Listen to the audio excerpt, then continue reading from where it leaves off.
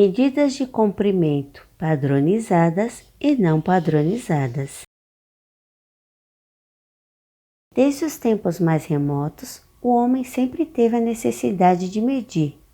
Por exemplo, os espaços para construir suas casas, a largura dos objetos, a altura das pessoas, etc.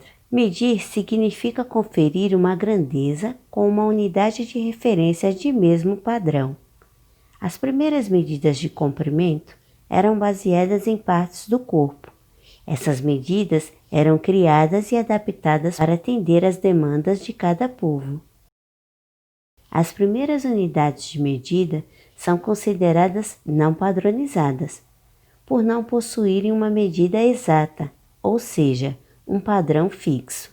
Elas podiam variar de pessoa para pessoa, já que cada um possuía um tamanho. As medidas utilizadas eram o pé, a polegada, o palmo, o cúbito, o passo, a jarda, etc. O passo compreende a distância entre o dedão de um pé ao dedão do outro pé, com a perna levemente aberta. O pé compreende a distância entre o calcanhar e a ponta do dedão. A polegada compreende a largura da base da unha e a ponta do dedo. O palmo compreende a distância entre o dedo polegar até o dedo mínimo, com a mão totalmente aberta. O cúbito ou côvado compreende a distância entre o cotovelo até a ponta do dedo médio. A jarda compreende a distância entre o nariz e o polegar do braço estendido.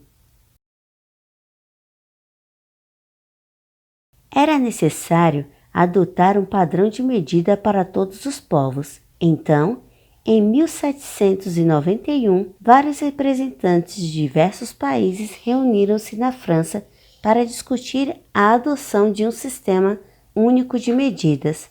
Surgia então o sistema métrico decimal. No ano de 1960, o sistema francês foi adotado mundialmente como Sistema Internacional de Medidas, representados pela sigla SI. No Brasil, o SI tornou-se obrigatório em 1962. Por isso, atualmente utilizamos como medida referencial de comprimento o metro, representado pela letra M. O metro.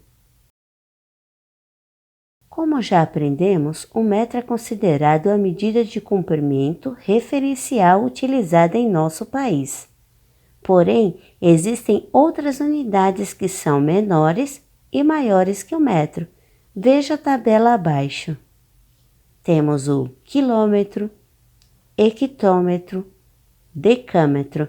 Essas unidades são maiores que o metro, por isso são chamadas de múltiplos do metro. Temos também o decímetro, centímetro e milímetro. Essas são unidades menores que o metro, chamadas de submúltiplos do metro.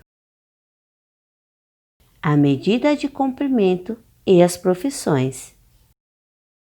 Determinadas profissões exigem conhecimento detalhado dos procedimentos de medidas. Entre alguns profissionais podemos destacar o pedreiro,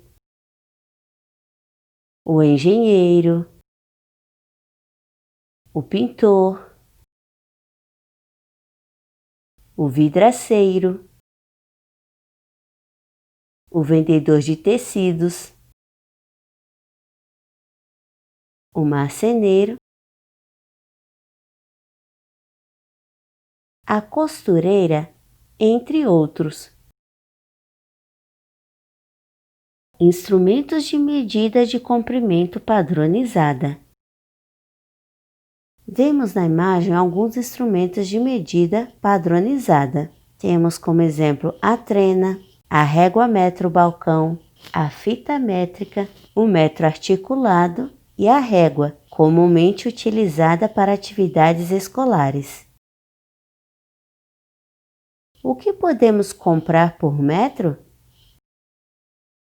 Mangueira, fitas, tecidos, cerâmicas, cordas, canos, entre outras coisas.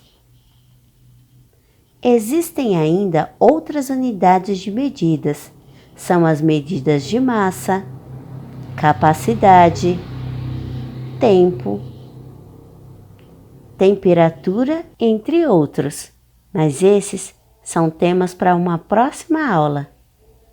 Espero que tenham gostado. Um beijo e até a próxima. Tchau, tchau!